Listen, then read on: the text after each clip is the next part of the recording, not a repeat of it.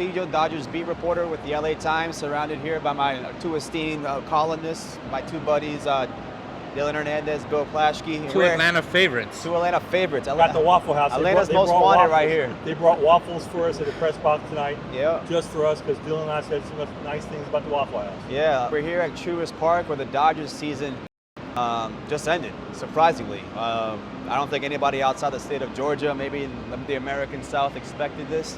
The Dodgers losing to the Braves in 6 games, falling tonight 4-2. Their World Series defense is over. They will not repeat as champions, and it'll be the Atlanta Braves against the Houston Astros in the World Series. And it's still been now 33 years since they won a full season championship. Yep. You're not giving them their championship last year? They won it, but it wasn't full season. I mean, that's part of the deal. Yeah.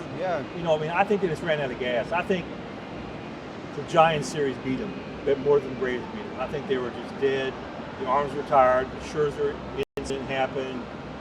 Justin Turner got hurt. I just think the Giants series wiped them out. They could never recover. I think that the Giants series, would have gone to them eventually in terms of, right? You're right. They lost players. The bats just weren't alive. It would have gone to them in the World Series.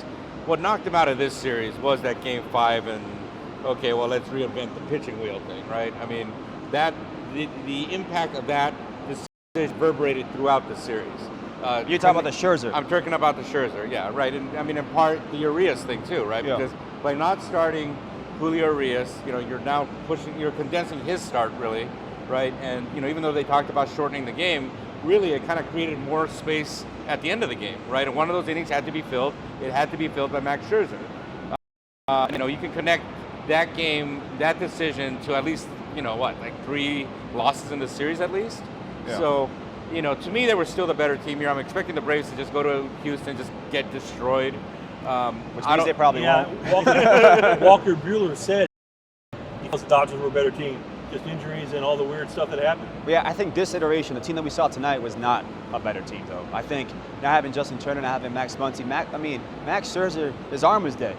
He wasn't available. I think this iteration, Clayton Kershaw wasn't around. This team tonight was not the Dodgers team that we saw over the course of the season, that we saw in the last week of the season while they were pushing the Giants to the end. Go to the 7th inning. Runners on second and third, down by 2 runs, no outs.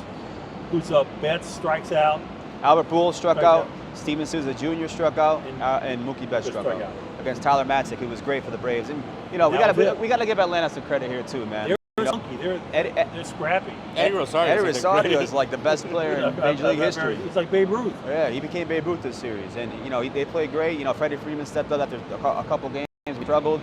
They pitched pretty well. The bullpen was Tyler Matzik is the guy who stood up. Huge for them. That said, there was one of those early innings, right, where you kind of got this feeling.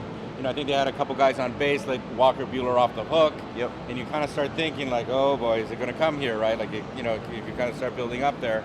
The Braves gave them a chance, and the fact that, the Dodgers that was the thing, right? Down the stretch, at least of the regular season, they were that team that if you left the door open for them, they were going to come through it. Yeah. And they kind of, like you guys said, ran out of gas, And now the overall thing, I said in my column today for the LA Times tomorrow, the season was a failure. 106 wins. They didn't win a championship. It's a failure. What do you think? Yeah, this team expects to win a championship. I think the fact too that so many of their problems started really with Trevor Bauer. Right? And that to me is a philosophical departure from what they were doing before. They were building. This is a team that had been built around guys like Clayton Kershaw. They found his successor in Mookie Betts, and then they bring in that guy, right? And legal or not, what he did, or at least accused of doing, was socially unacceptable, regardless of the legality of it, And once you kind of introduce that element, and it leads to these types of results, you can't help but look at it, like you said, as a failure here, right? Because this isn't just games, right? They made a decision to go from this course to that course, and it led to the disaster. Spending the money on him didn't allow them to on the bench, which is something I thought one of the key, they could have used. One of the key nights in October was the night the Dodgers were getting shut up by the Giants. Kike went deep for the Red Sox, Kike Hernandez, and Jock Peterson went deep for the Braves. Jock Peterson moves on, the Dodgers don't.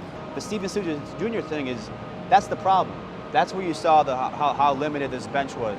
That Andy Burns who pinch hit earlier in the game, a guy who played in 9 games this season for the Dodgers. It's amazing to me all they went through, and they still finished 2 wins from going to the World Series. Exactly.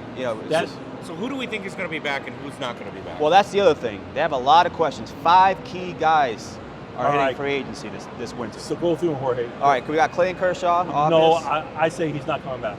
Okay, you say he's not coming back. We got Corey Seager, who's going to be a free agent. Not coming back. We got Kenley Jansen, definitely not coming back. Yeah, not coming back. Chris Taylor, and then there's who's the other one? Max Scherzer. Max Scherzer. Now, I think they're going to try to re-sign him. He might come back. Yeah, but knowing that he opted out of the biggest game of the year, do you re-sign him? Yeah, yes. Because to get back to this point, Max Scherzer helps you.